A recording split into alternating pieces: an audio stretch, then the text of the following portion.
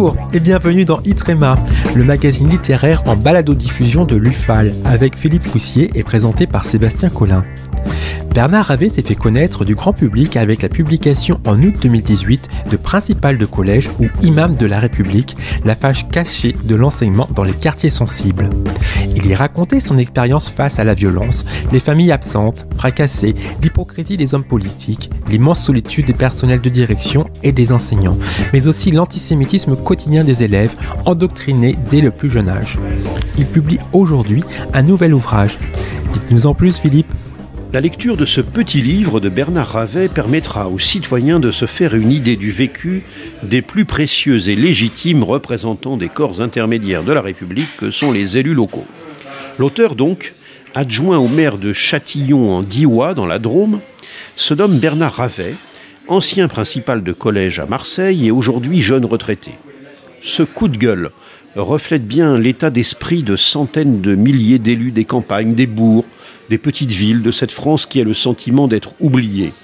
Oubliée par la République, oubliée par les services publics, par les réseaux de transport et de communication, par les équipements culturels et sportifs, l'administration, les médias, et, dit-il, broyée par la mondialisation et par son avatar hexagonal, la métropolisation. Fin de citation. Les anecdotes sont nombreuses, les exemples concrets, et en particulier s'agissant de la santé. Un chiffre parle plus que tous les discours. On compte en 2019 488 maternités en France.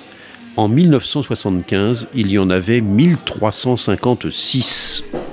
Comment explique-t-il ce changement profond ? Tous en ville. Tel est le message que l'État adresse de mille et une manières et sur tous les tons aux habitants des villages, mais jamais sans l'assumer frontalement, observe l'auteur. Droite, gauche et centre se sont en effet rejoints depuis un demi-siècle pour négliger le monde rural et périurbain, alors que paradoxalement, la proportion des Français qui souhaitent quitter les villes, et notamment les grandes villes, n'a jamais été aussi importante et qu'un mouvement d'exode urbain réel progresse depuis une vingtaine d'années. Pour autant, contre toute logique environnementale, les lignes ferroviaires secondaires ferment, les embûches administratives se multiplient, l'intercommunalité génère finalement autant d'inconvénients que d'avantages. N'y a-t-il pas là une réflexion sur la fracture entre ces deux France, celle des métropoles, où l'accès aux services, à la culture par exemple, sont à bout de tickets de métro, et celle des campagnes, voyant la présence de l'État et ses missions reculer de plus en plus.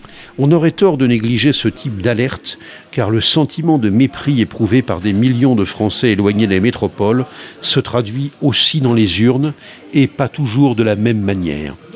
Donc ce petit livre de Bernard Ravet, Les Galériens de la République, paru aux éditions Kero, K-E-R-O, 128 pages, 14,90 €. Merci Philippe. N'oubliez pas de nous soutenir en adhérant à l'UFAL et ainsi recevoir l'excellent magazine Info. Toutes les informations sont sur le site internet de l'UFAL, ufal.org. Vous pourrez y commander également le 2e numéro de Cause républicaine. Quant à moi, je vous donne rendez-vous la semaine prochaine pour un nouveau numéro de Itrema.